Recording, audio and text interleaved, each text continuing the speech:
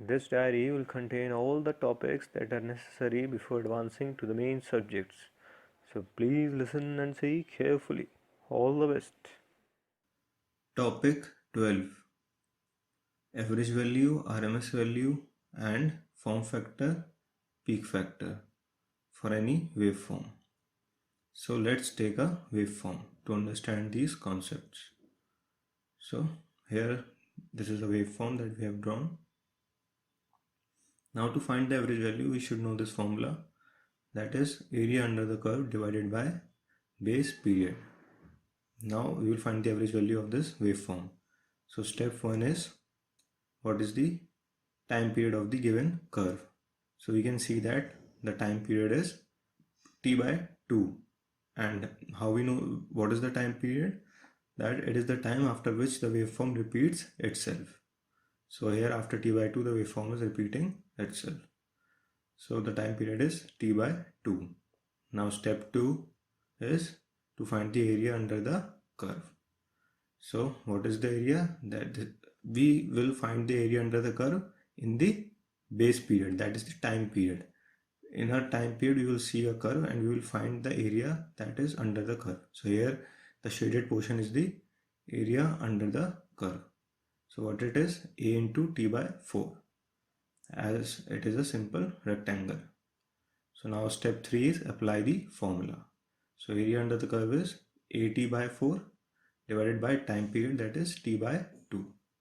So what we get is the average value, that is a by 2. So this is the way to find the average value. Now we will see how to find the RMS value of the given waveform. So the formula for RMS is area under the squared curve divided by base period and the square root of whole of this. Now here point is how to find the squared curve. So here let's see the curve. So we can see that at t equal to 0 there is the value of the curve is a. Okay, so now squaring this value at t is equal to 0, we will get a square. Similarly at t is equal to 0.1, the value of the curve is a. So on squaring it will be a square. So similarly you can understand that the waveform for the squared curve will be as shown on the screen. So I hope you get this. So this is the squared curve. Now the point to be noted is that we can square a curve like this only when there is the waveform is like this, that is it is a kind of a square wave. So these are straight lines, so we can square the values. But if it is a sinusoidal function or any cosine function or any other function, so we need to use the formula for the RMS value. I hope you know the formula for the RMS value, that is the integration of the square of the function into time divided by the whole time period and the under root of all of this. So I hope you know that formula that you can find in other books. So this is the concept for the RMS value. So now we have to find the area under the squared curve. So area under the squared curve is this shaded region. So we have to take only the base period while applying this formula that I have told you before also. So the area is a square into t by 4 divided by time period, that is t by 2. The RMS value will be a by root 2.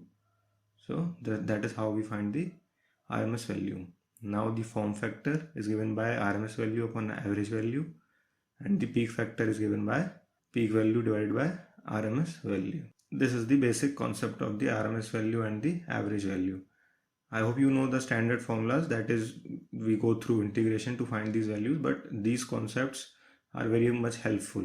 Now let us take a waveform again, and now we will see the shortcut to find the RMS value for the triangular waveforms. So here the shortcut is area under the squared curve is given by 1 by 3 into the peak value of the triangular waveform, that is here it is a, so a square into time period. Time period of the curve is t, as we can see, divided by the total time period, that is t.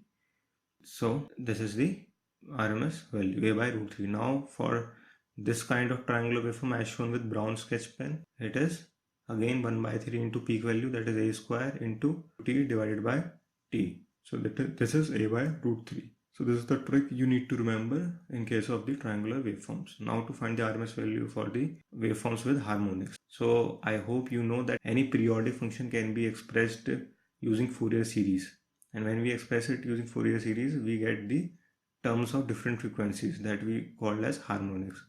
Like here, the expression for v of t is v naught, that is the DC value, plus Vm1 sin omega t plus alpha plus Vm2 sin 2 omega t plus alpha 2. And similarly, it can be v plus Vm3 sin 3 omega t plus alpha 1. So any. So here the only point that you have to remember is that it should be a sinusoid function. Then only we can apply this formula for RMS value, that is v naught square plus peak value by root 2 whole square plus Vm2 by root 2 whole square plus, and similarly we go on.